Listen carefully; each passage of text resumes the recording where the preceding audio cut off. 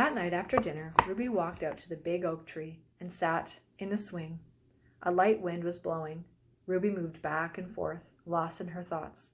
What am I going to do? She held on to the ropes and leaned back so far that she could see high into the tree. A tree house, she said. I'll build a tree house for the animals. Oh, what a good idea. And she hurried inside to tell Violet and Miss Biscuit.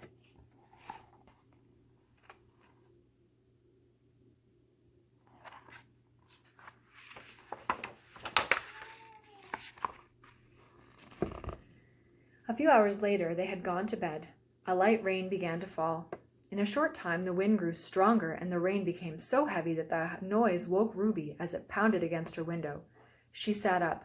Hannah's out there in all this rain, she cried, and jumped out of bed. Miss Biscuit was in the hall by the linen cupboard collecting blankets and towels. Take this basket, she said to Ruby, and follow me. They rushed downstairs and out the front door toward the river. Hannah was cold and shivering, but she hadn't moved from her nest. Miss Biscuit wrapped her in a blanket. Ruby carefully laid her eggs in the basket, and they ran back to the cottage. Violet was waiting by the front door with more towels. They soon had Hannah dry, and Ruby put her eggs in a box of straw by the warm stove in the kitchen. Hannah quickly returned to her nest, still shivering, but safely out of the rain. Miss Biscuit put some wood on the fire, and they all went back to bed.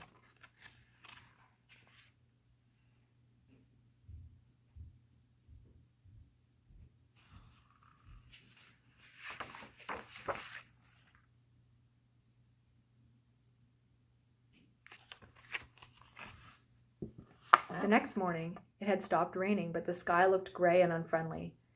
They woke up early and hurried down to the kitchen. Hannah was still shivering, even though she was wrapped in a warm blanket. Miss Biscuit felt under Hannah's wing.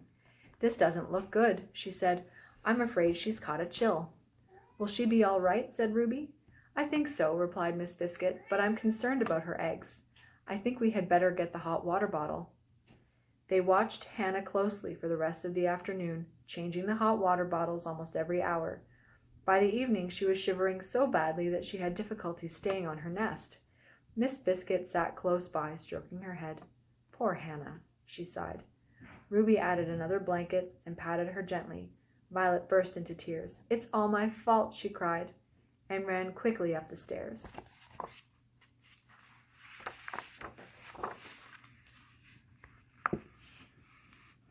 Violet lay on her bed and cried so hard that her pillow was soon soaked with tears.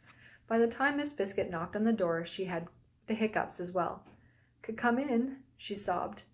Miss Biscuit walked into the bedroom. Ruby followed. Please don't cry, Violet, said Ruby in a soft voice. Ruby sobbed louder. But it's my fault Hannah's sick.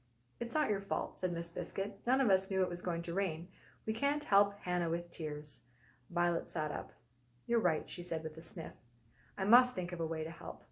That's better, said Miss Biscuit. Now we must get back to the kitchen. It's time to change the hot water bottle. Ruby kissed Violet on the cheek and followed Miss Biscuit. Violet jumped off the bed, ran to her bookshelf, and found a large brown leather book. She opened it and began to read, Herbs and Country Medicines.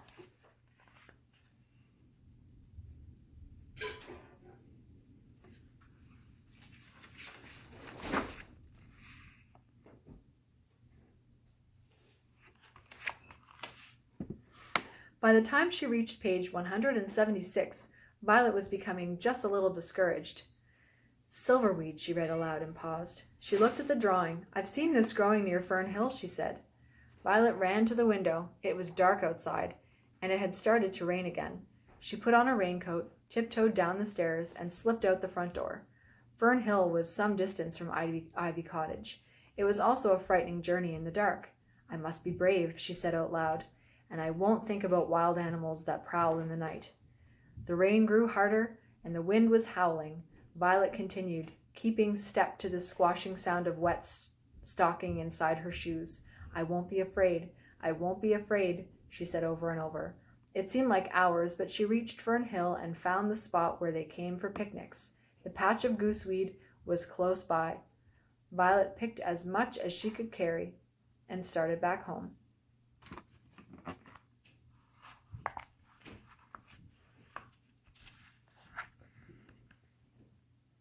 Silverweed. also called gooseweed, brew tea with leaves, good for general health of geese.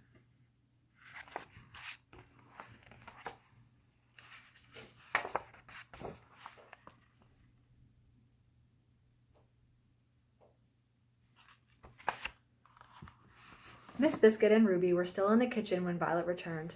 "Violet," cried Miss Biscuit, "where have you been?" Violet explained what she had done, and as Miss Biscuit helped her take off her wet clothes. Ruby brought her a dry bathrobe.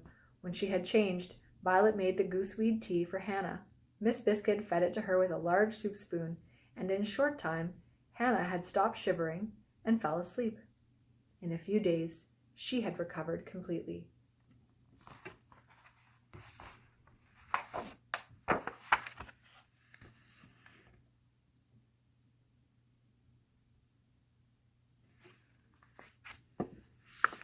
Ruby began to build her treehouse, and Violet helped in every way she could.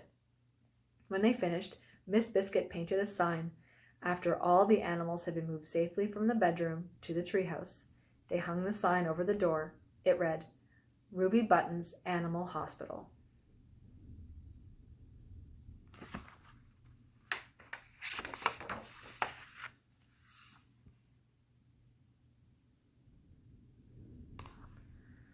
The leaves were beginning to fade, and the nights were growing cooler. Summer was coming to an end. Miss Biscuit, Ruby, and Violet worked every day gathering vegetables from the garden. They had picked the beans, pulled the carrots, and on the morning they were starting to dig the potatoes, James and Hannah arrived at the back door with 5 newly hatched baby geese. They were very proud of their new family, and so were Ruby and Violet. It had been a happy summer for everyone, thanks to some quick thinking, some very hard work, and 5 lovely goose eggs. The end.